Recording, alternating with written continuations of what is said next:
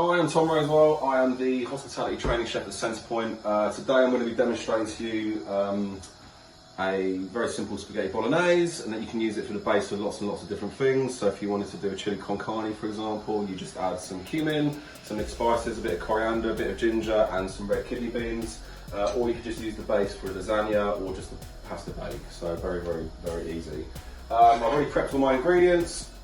So the ingredients I've got my onions, my celery, my carrots, my ginger, my garlic, my herbs, peppers and tomato puree. So I'm going to be frying off the mirepoix first, which is the onions,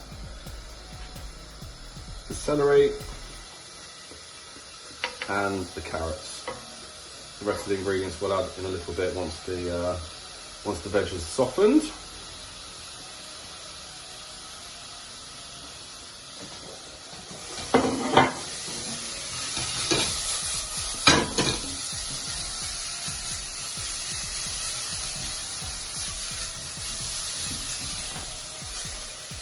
Alright, so we'll leave that 3 or 4 minutes.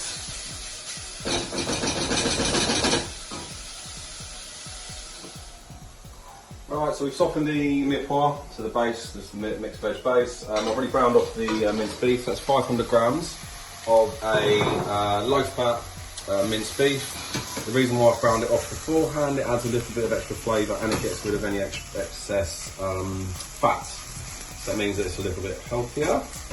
Right, we just cook that through a little bit, and then we're going to add the rest of the base. So we're going to add the garlic, the tomato puree, the herbs, and the pepper. You can also add any veg that you want in there. So you can add some courgettes, you can add some aubergine if you want. I don't particularly like aubergine, so I don't put that in. And also, if you've got children, you can puree the vegetables up so they can't actually see the vegetables, and you add it in, so it's just an extra way of getting some fibre and vitamins and minerals into their diet as well. Very, very easy. So we cook the tomato puree out and the garlic out for a few minutes. Otherwise you get quite a raw garlic flavour, which isn't particularly nice, as well as a bitterness in the tomato puree. We get the heat cranking up on that.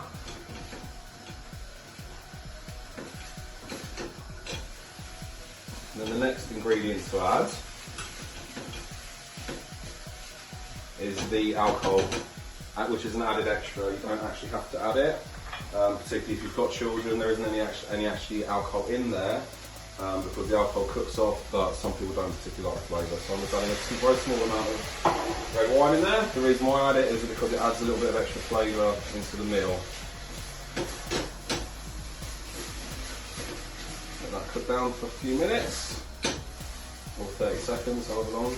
Not very much wine in there, so it doesn't take very long. And this is approximately 250 ml of beef stock. I don't put 500 ml of beef stock in because I like a little bit more of an intense flavour through there.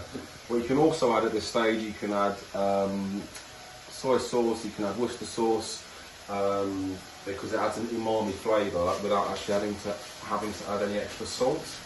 So I'm choosing not to do that because I've got quite a lot of flavour in there already.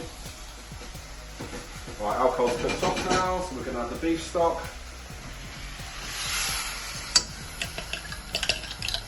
And we're just going to let that reduce.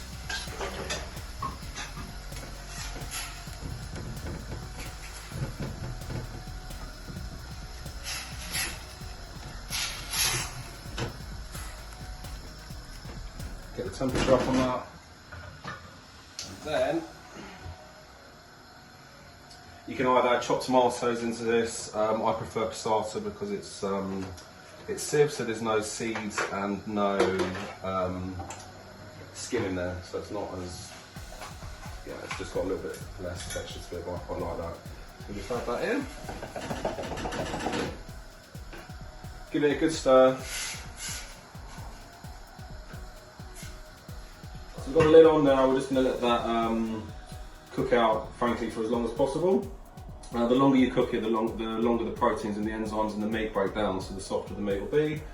At this stage, I'm going to add a little bit of salt and pepper, and then I'll taste it again at the end to balance out the flavour however I like it. I don't like lots and lots of salt, some people do, so you taste it at the end and you go from there.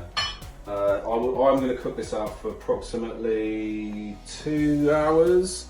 If you notice it starts to reduce down too much and it gets too thick, I'd add a little bit more stock, a little bit more wine, or a little bit more water, because you don't want to go in crazy thick. Alright, so the sauce has been cooking for a few hours now. It's reduced down, it's got a nice consistency, the meat's broken down. Just got some plain spaghetti here. I've cooked it already. Very, very simple. You put it into boiling water, bit of salt. I don't put any oil in because you don't need to, but that's a personal choice. The reason why you don't put oil in is because oil and water separate.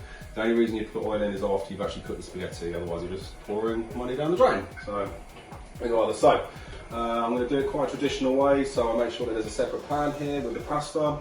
So I'm going to add some the sauce to the pasta, mix it up, get the heat going, get it all together. I'm going to serve it up for you.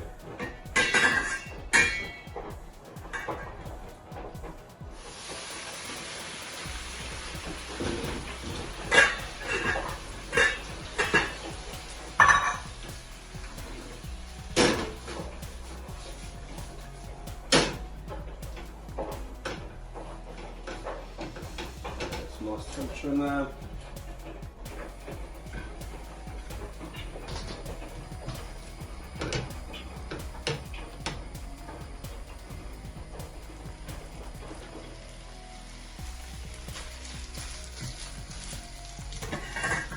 More sauce.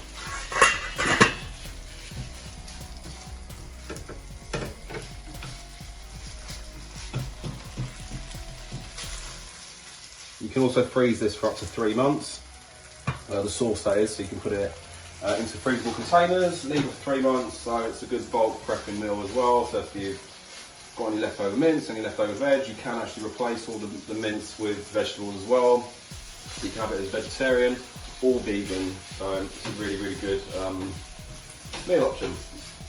Right, that comes to temperature, pasta's cooked. As I said, the pasta's cooked for 1 minute under the recommended cooking time because I like a little bit of bite with it.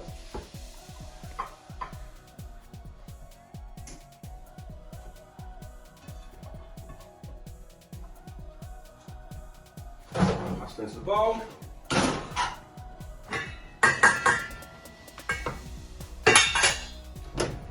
A little bit more sauce.